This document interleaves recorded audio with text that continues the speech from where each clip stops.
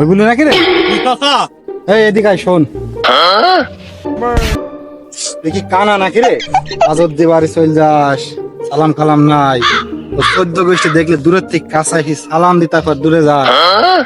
হ্যাঁ কথা কানাই যদি না হইতাম ছাগলটা খুঁজে পাইতাম। কানা বলি তো ছাগলটা খুঁজে পাইছিনি। ছাগল? কিসের ছাগল? কথা ওই কুরবানি ছাগল, তোর কুরবানি দিতে হয়, তাই ছাগলটা হারিয়ে দিছে, তাই ছাগলটা খুঁজছি। সারা জীবন যে ফকিরের মিসকিনের গোশত খাস, ছাগল কুরবানি দিয়ে এত বড় বড় কথা বলিস? হ্যাঁ কে চাচা তোমার কুরবানি নাই? সেই তোরে মই বল, হজের থেকে বাড়ি আসলাম, 10 কাঠা জমি বাইতলো, কুরবানির টাকাটা বেরেক করি জমির মধ্যে চলি গেল।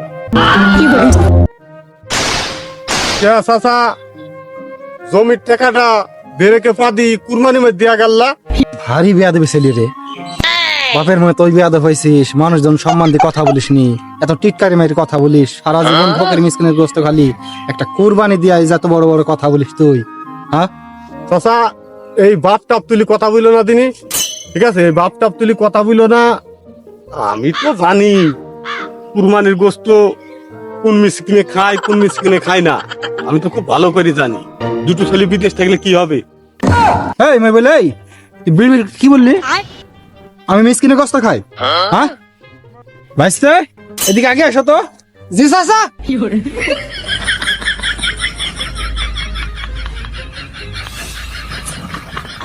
জি চাচা, কিছু বলছেন?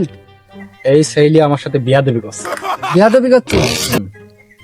এত বড় সাহস চাচার সাথে বিয়াদবি করা? হ্যাঁ চাচা এই যে ভাইস্তি টাস্তি ডাকছেন, আমাকে কি মারবেন নাকি? আমাকে ভয় দেখান কি মনে করেন? আমার লোকজন নাই? হ্যাঁ, তোমার লোকজন নাই মানে? আমি তো আছি। কেন গো, কেউ কিছু বলিস নাই গো তোমাকে? তোমার আবার এখানে আসার দরকার কি? হাজি সাহেব দুটো কথা বলিস, আমরা মীমাংসা করে ফেলবো। কিডা হাজিরা? কিডা কোন পাওয়ার হাজি? আমাকে 15 দিনে আমি দেখছি। এই হাজি সাহেব ছাগল খুঁজতে আসছিলাম, দু একটা কথা বলিছে ব্যাপার। হাজি কি নিয়ে তোমাকে কথা বলবে? মেয়ে আমাকে ভুলবা? আমি তো আছি নাকি? হাজি হোক আর মোল্লা হোক, মাইরি পাইরি ফেলবা। বাপের বাড়ি আড়াই কাটা জমি আছে, বেশি নেনে জরি পালা দেবো। হাজি মানুষ মারা যায় নাকি? হাজি মারা যায় না মানে? কোন হাজি? এই হাজি এই হাজি মারা যায় না মানে? তুমি কি বলছো মারা যায় না? ভাইস্তে, চাচা, বেশরমি, বেলজ্জা, আস্তাগফিরুল্লাহ। দাঁড়িয়ে আছি কেন? ধর। ধরল তরু।